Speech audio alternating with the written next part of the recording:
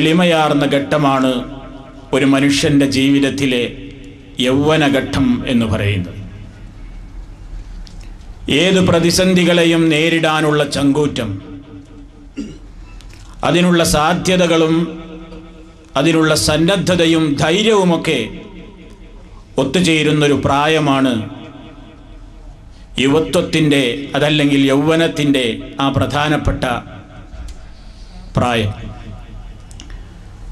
ചരിത്രത്തിൽ മാറ്റങ്ങളുണ്ടായതെല്ലാം യുവാക്കളിലൂടെയാണ്. ലോകത്തിൻ്റെ ചരിത്രം പരിശോധിച്ചു നോക്കിയാൽ നല്ല നല്ല മാറ്റങ്ങളുടെയൊക്കെ പിന്നിൽ വളരെ കൃത്യമായി പ്രവർത്തിച്ചത് യുവാക്കളായിരുന്നു എന്ന് നമുക്ക് മനസ്സിലാക്കുവാൻ സാധിക്കും. ഇസ്ലാമിക ചരിത്രവും അതുതന്നെയാണ് നമുക്ക് പഠിപ്പിച്ചു തരുന്നത്. പരിശുദ്ധ ഖുർആനിൽ ഏകവചനമായും മറ്റൊരു സ്ഥലത്ത് ബഹുവചനമായും യുവത്വത്തെ അല്ലാഹു സുബ്ഹാനഹു വ തആല എടുത്തു പറഞ്ഞിട്ടുണ്ട്. ഒന്ന്, മഹാനായ ഖലീലുല്ലാഹി ഇബ്രാഹിം നബി അലൈഹിസ്സലാമിനെ സംബന്ധിച്ച് പറഞ്ഞെടുത്ത് ഫതൻ യദ്കുറുഹും യുഖാലു ലഹു ഇബ്രാഹിം എന്നല്ലാഹു പറയുന്നു.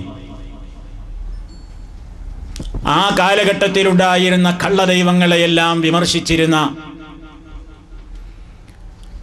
അവയ്ക്ക് മനുഷ്യരുടെ ആരാധ്യരാവാൻ കഴിയില്ലെന്ന് പ്രഖ്യാപിച്ചിരുന്ന ഒരു ചെറുപ്പക്കാരൻ ഫതൻ,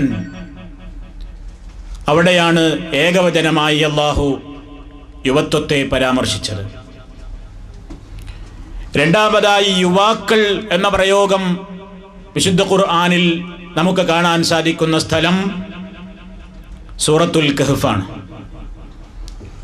വെള്ളിയാഴ്ചകളിൽ നാം ഭക്ത്യാദര പുരസ്സരം പാരായണം ചെയ്തുകൊണ്ടിരിക്കുന്ന സൂറത്തുൽ കഹ്ഫ്.